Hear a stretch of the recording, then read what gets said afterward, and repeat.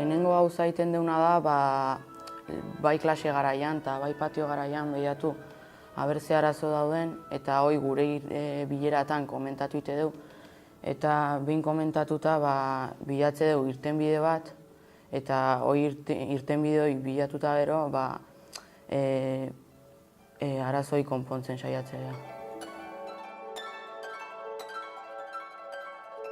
Adibidez, nire gelako neska bat soinketan juntzan futbolen jolastea mutilekin, eta mutilak ez zioten utzi jolasten zen neska zan.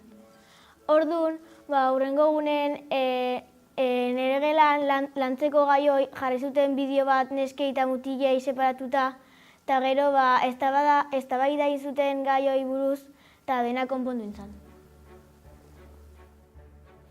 Iaz bai egon zan arazo bat neska eta mutilekin, eta neska juntzien koordinatzaileen gana eta esan zieten mutilak zeudela komentario matxistak eta joku sexistak iten.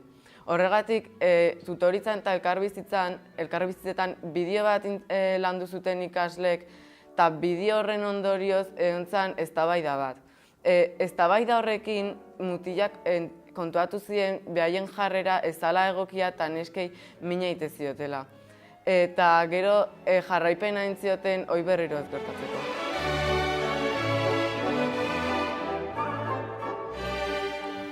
Klase guztietan beti daude ikasle batzuk saiatzeiela oztopatzen klasea, tontakerik iten eta horrela dagokite duguna gure klasen komentatze dugu, gure bileratan zeatik iteuten hori zeiteuten da irtenbide bat lortzen saiatzea. Eta irtenbidea daukagunen bai ikasleakin edo tutoreakin hitz egiten dugu irtenbidea ze iruditzen zaion ikusteko eta aplikatu egite dugu. Eta gero batzutan bi pertsonen arteko gatazka bada honen, bitartekaritza behar nahi duen galdetzen dugu, eta gure bitartekaritza saion komentatze dugu zeintzuk izango hien bitartekaritza kasua eman gautena, eta baiet esate balin baute, patio orduan, jangela orduan gatzegea bitartekaritza iteko. Goatzi lehenengo gertatu zena, bi ikaslek eskatu zuten bitartekaritza saio bat, eta bietako batek arauak hautsi zituen. Eta orduan bitartekarik erabaki zuten saioa bertan bera uztea. Eta gero hori azkenen komentatu zen koordinatzaileekin eta dena, eta pertsona horrekin tutoreak hitz egin.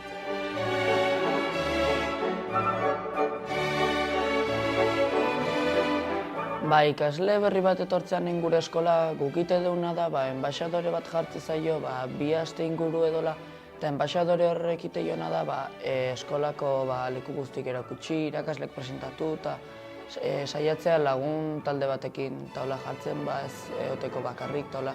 Eta 2 aste inguru horietan eotea behakin laguntzen taula, eta zerbait ez barin baki lagun dute. Adibidez, aurten etorri izan, Ukrainiatik etor berri bat, bakarrik inglesez komunikatzen zena, eta 2 ikasle enbaixadorekin jarri zioten, eta hauek ez ekiten ez inglesez, beste ikasle enbaixadore batekin jarri zitzaion, eta orain hobeto da.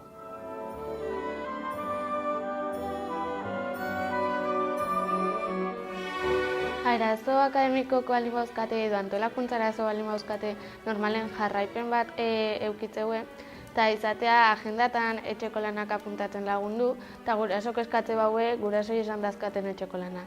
Eta ere bai izan daiteke kasua etxeko lanetan laguntzea.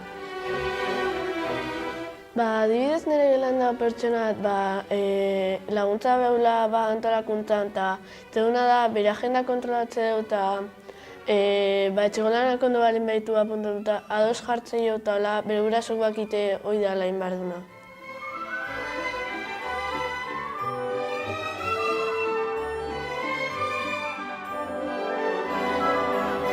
Ikuste honen pertsona bat triste burumak aldagora, beregan horbiltzegea eta berakin hitzeite deu edo beha entzute jo ikusteko beak ebai gure aldetikan laguntza aukala.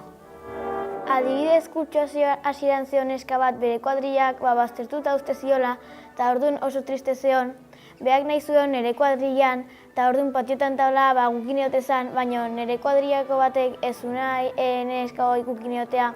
Orduan, ni behakin neska horrekin hitzein nuen eta kuadrilla guztiakin, eta azkenen sartu ingenu kuadrilla. Nire gelan dago pertsona bat talde lanak iteiteunen beti kanpon gehatzeala eta oso gaizki pasatzeu. Eta hori eraman nun ikasle laguntzaien bilereta, eta gero behakin hitzein nun, eta aber nola sentitzen zan eta hola, eta hoi esan nion tutoreai. Eta tutoreak hitzein zuen beste irakaslekin, eta alde lanak iteiteunen ez usteko baztertuta pertsona horrei. Gure esperientzia ikusita, guk uste deu komenigarriago izango zela taldeak iteko orduan irakasleak itea, porque bestela ikasleak behaien lagunekin jartzen dira eta beti norbait baztertuta geratzen da eta oso gaizki pasatzen dute.